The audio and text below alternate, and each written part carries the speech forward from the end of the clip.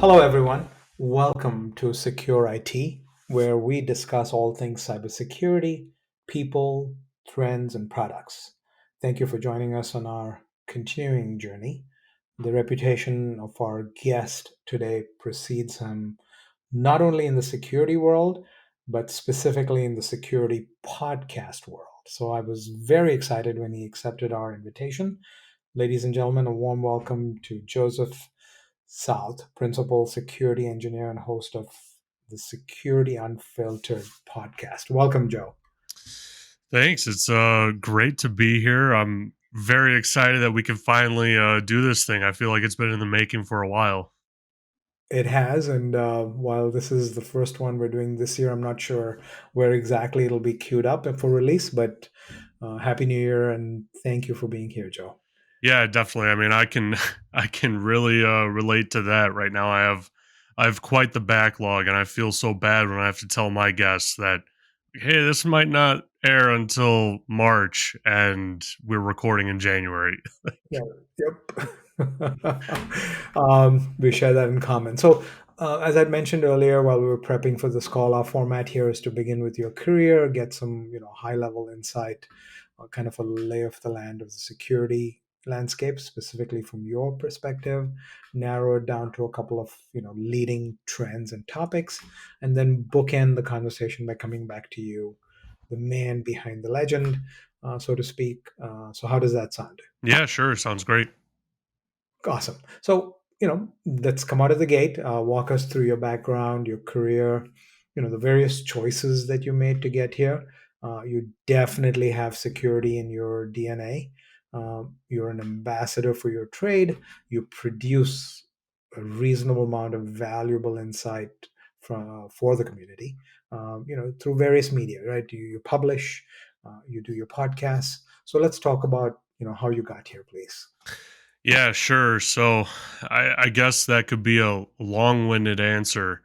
It kind of surprises people when I tell them that I didn't get a bachelor's degree in anything IT related. I mean, like I got my bachelor's degree in criminal justice and international relations and economics, right? So I was planning wholeheartedly on going into law enforcement or a federal agency. And right after graduation, I figured out like, oh, that's a 2+ year process. I can't go 2 years without paying my student loans. That'll be bad, you know? And I had some minor help desk experience in college. And so I figured, let's just get into help desk. That's an easy way for me to transition, make some money while I wait for this law enforcement thing to kick off.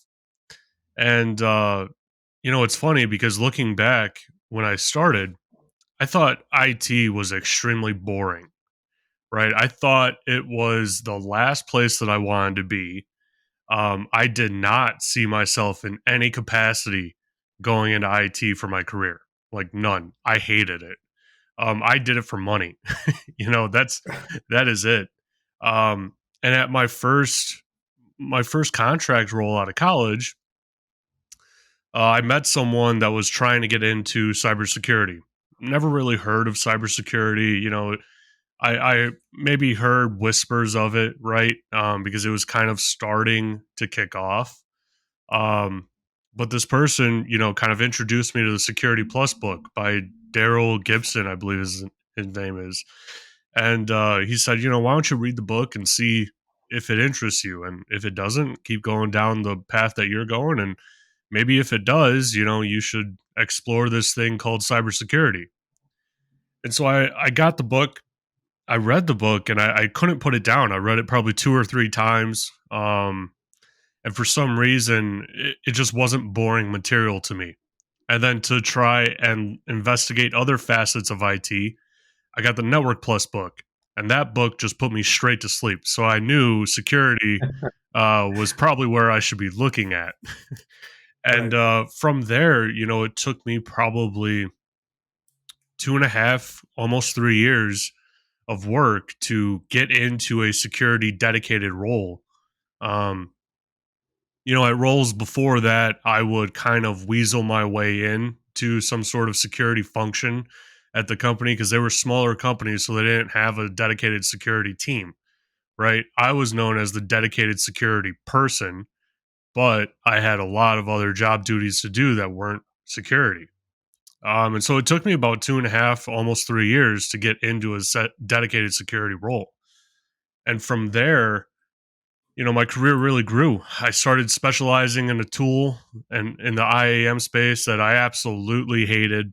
My manager even told me, he's like, hey, this is the hardest tool that you'll ever deploy in the industry. If you can master this, you'll be able to master anything else. I didn't believe him one bit. And lo and behold, that tool is the reason why I doubled my income within 6 months. It's the reason why I was able to get onto larger security teams at better, well known companies that really boosted my resume and started building, towards where I am today. Wow, great. So I had to I was hyperventilating when you said IT is boring, but I'm Yeah. going to come and put that into perspective Yeah. right now. But look, if you're going to come into IT with a non-IT degree, you want it to be criminal justice, don't you? I mean, these fields are now merging, and we've interviewed FBI agents where they find criminal justice backgrounds and forensics very valuable. So thank you for sharing that. And I think we're just going to date ourselves um, with my next statement. So you talked about the networking book, and I know I can see the picture, Joe. I can see the book in front of me. And yes, looking back, while it was very exciting times for me, you were probably not even born yet. So, uh, so yes, I get it. The days of coax and RJ45s and Ugh. setting wide area networks and all that fun stuff that we thrived on. And I was reading somewhere that the measure of economic impact, right, and change. So when the wheel was invented, it was like an order of magnitude change of one. When the airplane was invented, it was an order of magnitude change five. What IT did to disrupt everything, and in terms of moving us forward, compared to the wheel and to the printing press and to the airplane, was order of magnitude change 40, right? So Mm. that was just um, a huge, huge, huge impact. However, thank you for this wonderful Friday morning. Put it in perspective. You're right. Cybersecurity is a place to be. Cybersecurity is where the conversations are. And thank you for referring to the milestones that got you to where you are today. And so you're right. We don't worry about connectivity anymore, right? We don't have to string cables and fiber. That just happens. um, this generation is honestly not concerned about why the heck do I have to change my password every 90 days? Why doesn't it just happen for me, right?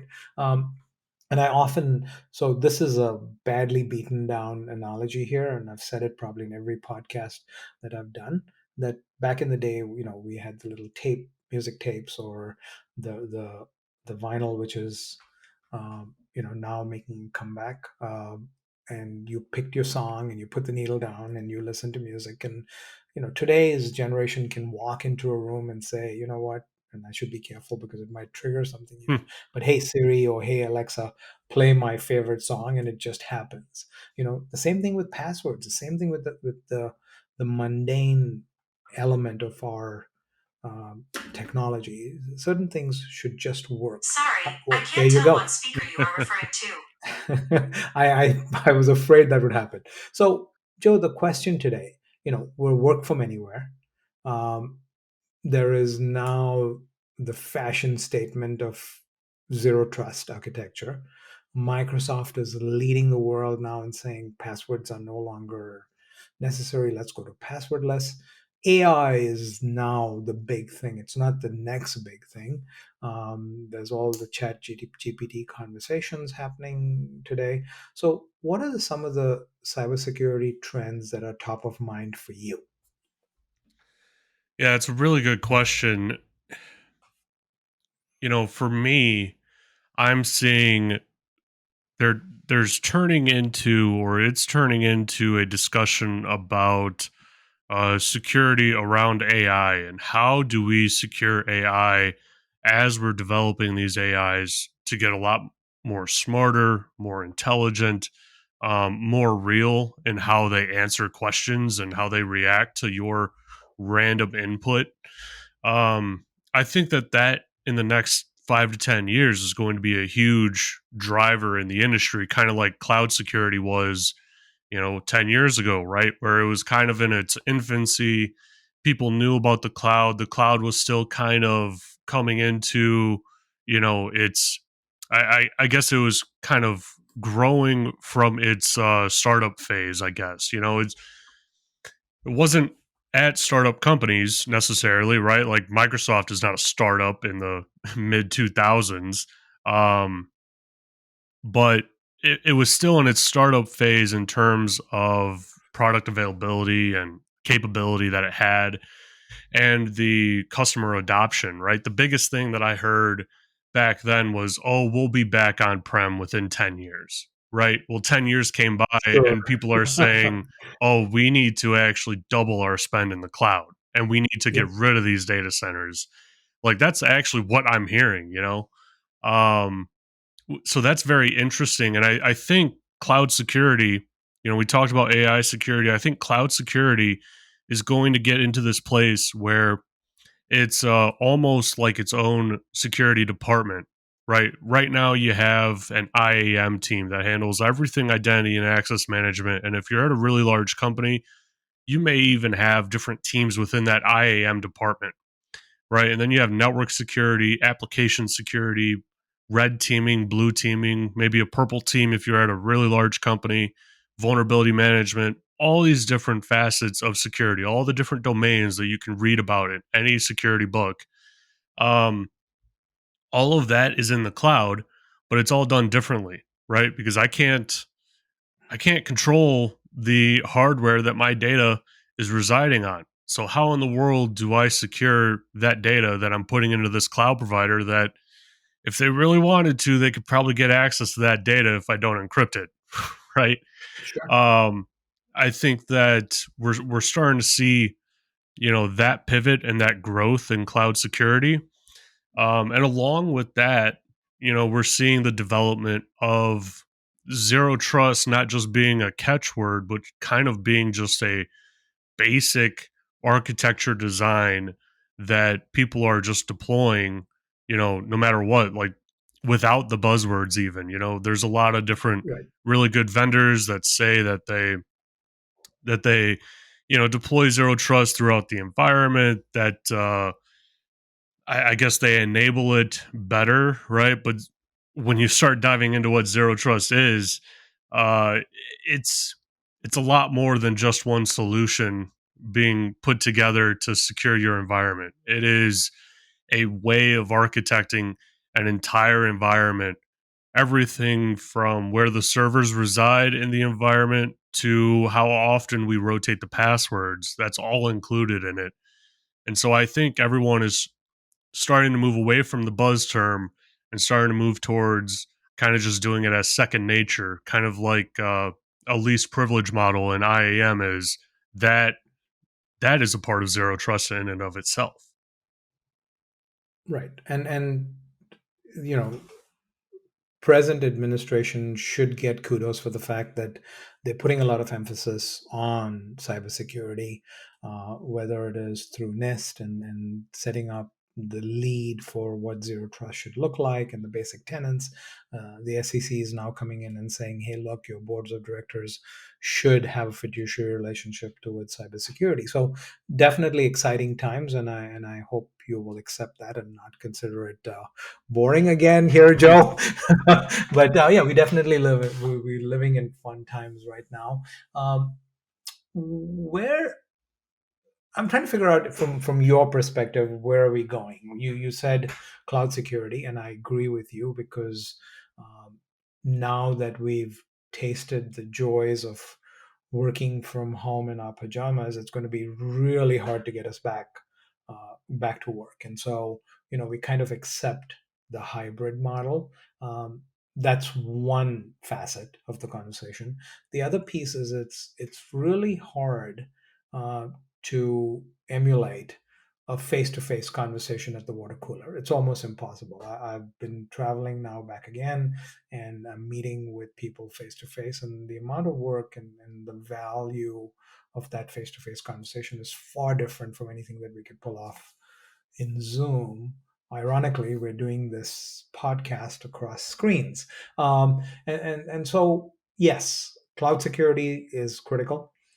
You also said AI security, if I may put those words together. So, you take the metaverse, you take this whole virtual reality piece that I think currently is devoid of any kind of security, right? Leave Right. alone zero trust. So, what do you think? And sorry, let me just to roll that back. Things like password security, etc., will happen, right?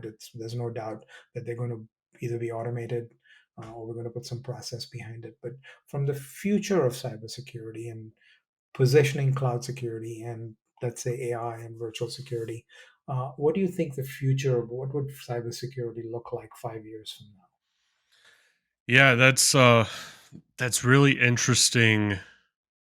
It's a really interesting question. So there's a lot of facets to it. We can talk about. I'll start with the work from home aspect.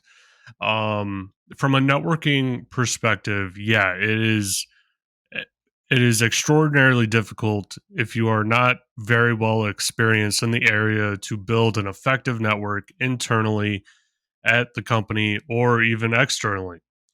If you're not in person. And so that has its own challenges, but I don't think it's impossible. I think it takes podcasts like yours and ours and mine um, to really have that instruction for people coming into the field of, hey, how do I network over Teams? How do I network over Zoom? How do I actually make this happen over LinkedIn, and get to know more people without being physically in front of them? It's an interesting challenge, and I think that if you're going to be successful, if you're going to have a successful security career, you're going to need to master that skill. Because, and the reason why I say that is, I think a lot of companies are trying to go back into the office in some way, shape, or form right now, and they may be able to get away with 1 or 2 days a week in the office, but they're not going to be able to get back to 4 or 5 days a week in the office. And the reason, right, is because, for especially for careers like cybersecurity and IT professionals, our argument is, well, what did your company do during COVID? Did Were you in Sure. the office during COVID? Because you probably shouldn't have been, right? Like that's Right. the Right. recommendations from the government. Right. And uh, if you weren't, then what did you do? Did you just stop working and you paid everyone for 2 years and now you're starting to ramp things up again, right? Like that didn't Yeah. happen. Well, absolutely. Productivity didn't really dive, right? Right, During this period, we managed to get our work done. right. Uh, some people actually say that we were more productive because we were at our desk from 7 to 7. But please continue. Yeah. It's going to be a hard sell, especially with other companies like startups that are just saying, yeah, you could be remote forever. We don't ever need to see you in person. And so these larger companies, I think they're going to have to adapt to that again because they're trying to go back to that older mentality of being in person and in the office. And if they want to keep up with the talent pool, especially with the younger generation that's coming into security and coming into IT, they're gonna have to just, get used to the fact that we prefer to work from home, right? Because it enables us to be better in the career uh ourselves, even when we're working from home, rather than commuting 3 hours a day to a workplace. I can take those 3 hours and I can study for a certification and I can make my skills better for your company, right, for your team. And I think that companies will need to really get a good grasp on that. And then the other facet that we discussed was kind of prospects and where this field is going.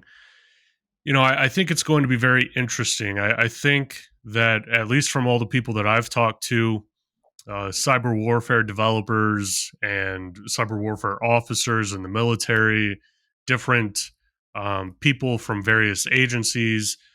Um, it seems like we're at the beginning stages of a cyber warfare Cold War, where nation states have the ability to completely cripple another nation state over cyberspace. I mean, we shut off the lights, they ain't coming back on. We shut off your water, it's not coming back on. You know, and that's a kind of situation that we're in right now. We have that capability, and Russia uses it pretty freely, especially in Ukraine and other neighboring nations like Lithuania and whatnot. They use that. They're just nice with it. They allow the lights to come back on. They want to kind of project this image of, hey, if you don't fall in line, this is what we'll do. Well, at some point in time, and you said that the administration is doing a very good job of supporting cybersecurity and whatnot. I think at some point in time, whatever administration it is, they're going to need to take a more aggressive approach to cybersecurity because we're just another target on someone's board. We need to not really remove ourselves from the board, but we need to have countries second guess if they're going to attack us in cyberspace because we could just say, if you use your cyber warfare nuke, we're going to come right back with our cyber warfare nukes. And that is going to be a lot more catastrophic to you than it is to us. And I feel like we need that kind of aggressive approach, that aggressive stance. We need an administration that'll stand behind that. Um, but it's also very difficult, right? Because it's kind of takes you back to the Cold War, right? Where it was like, I'll destroy the earth. If you hit us, like there will be nothing left on the face of the earth. And it can escalate into that. So I think we have to be very Sure. careful with that. And it's going to be interesting where the field goes because, architectures like zero trust become more important, right? When we start talking about cyber warfare. You, Mr. Joseph South, are wise beyond your years. So thank you for the mutually assured destruction analogy. Yeah. It's right? It applies as much to cybersecurity as hitting nuke buttons.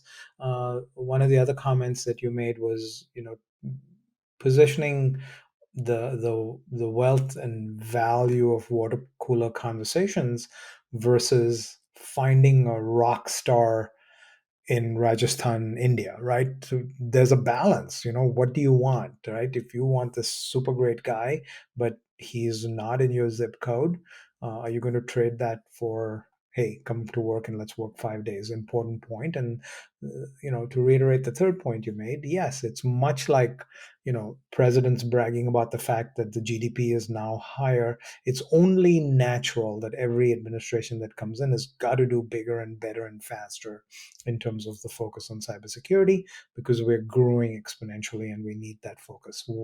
Well done, and thank you for that deep insight. Um, Moving on, you work a lot with CISOs, CTOs, CIOs. Um, what is a, and I'm being a little facetious here, Joe, it's Friday morning and it's a beautiful day in Los Angeles, so allow me that liberty. Your ideal well behaved CISO, right? So this is what's hitting them, right? We have GRC. And we talked about all the stuff that's coming down hard. We have boards of directors saying, we've got to cover our butt, so you better behave and make sure that your cybersecurity posture is up to speed. We have zero trust. We have the HR guy walking into these boards of directors and saying, "Oh my gosh, to build a beautiful team, you have to have trust." And then the IT guy says, "Hey, guess what? To be effective and protected, you have to have zero trust." Then there's this whole privacy thing that's hitting, right? I was talking to a friend just before this call, and India and China are coming up with 400 and 500 page documents to define privacy. So there's a lot of stuff coming our way. What should your potential customer focus on? What's the top three things that they should focus on in terms of best in class cadence? Yeah, that's a very complex question. I think the biggest area of improvement would be some uniform data privacy rules in the US. We don't really have that, and it can vary from county to county, from state to state. And for anyone that's overseas listening to this, United States, yeah, we're a country, but it's like we have 50 little countries, right, that are literally the same size as your European countries, if not bigger, in the United States, and they all have their own Yep. laws. And within the Yeah. state, there's different counties, and they all have their own laws and taxes. And so I'm seeing a lot where CISOs are having trouble just keeping up with the regulations of what we need to secure, how we need to secure it, where the data lives, what state this regulation even applies to, the tax associated to it. It's a very complex environment, and I'm actually seeing more CISOs get their own personal lawyers on their own personal team because specifically one CISO told me that he started to recognize that he would spend more time in the courtroom defending what he was doing Wow. rather than actually being in the office and working or just being online for his company. And so he had to hire a lawyer to actually go to court for him, right, to defend him for these Interesting. things. Yeah. It's a weird place, Right. and it doesn't seem like it's very easy for CISOs to get budgets anymore, especially with how the economy is right now. Um, it's extremely difficult for CISOs to get the money that they need to meet the compliance requirements that they have. So even if they have a compliance requirement that they know about, right, they need the money to go and get the staff to do the work to make sure that they're compliant.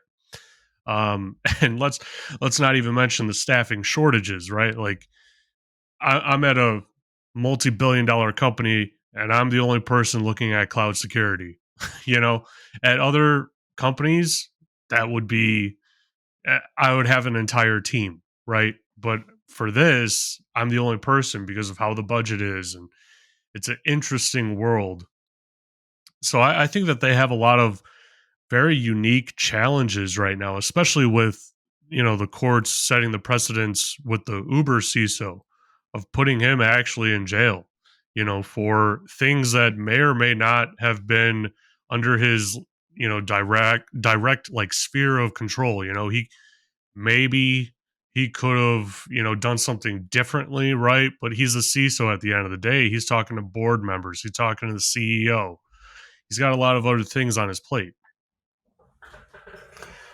Very interesting conversations, and you've taken us into this realm, right behind or around the CISO, right? The governance piece and what affects their day-to-day operations. Very insightful. Thank you very much. And I want to close this or bookend this as I promised, talking about you. And before we end, please don't forget to talk about your podcast, so we can get our viewers and listeners directed there. But let's talk about your relationships, and how being human influences your career, your family, your mantra, your core values. What makes up Joseph South? Yeah, so I think maybe the biggest compliment that I get is the Joe that you get on the podcast, the Joe that you get at work if you work with me, is the exact same Joe that you get at home, right? When I'm talking to my wife and future kids, right? Like it's the exact same person. I don't know how to be any other way. I don't know how to be another person. That's why in high school, when I tried out for the speech team, it was the worst experience in my entire life because, yeah, I could remember the lines, but I couldn't become that person, because I only know how to be me. And so, with me, we kind of touched on it before, of how I felt that IT was a very boring place, but security really changed all of that for me. I found out that I could learn in security for years for my entire career in one domain and still not learn everything of that domain. Um, and that's what kept me going in security. That's what made me want to get into security is that ability to learn. And so I'm always looking to learn something new from my guests on the Security Unfiltered podcast, where I bring on industry experts, I bring on former spies and talk about insider threats and how they, use different techniques that were very successful for them and, get recruiting people in foreign governments and whatnot. It's very interesting. I bring on some of the top, hackers in the world. I had on one person that allegedly, hacked airplanes midair while he was on the plane and turned the airplane. um, that's the kind of guests that I bring on. And it's not just because they may have a big name or they did something, extraordinary in the industry. I want to hear their story. How did they get there? Because everyone's different. Not everyone's going to come from a criminal justice background. I've interviewed over 100 people. I haven't heard a single other person get a degree in criminal justice. And I also haven't heard a single other person give me the same background, right? So there's literally over 100 interviews out there that I've done on my podcast, and I haven't heard the same background twice. it's it's interesting because anyone can get into this field, and that's what really excites me about this field and really about my podcast because I really like helping people. I mentioned that it took me 2.5 years to get into security.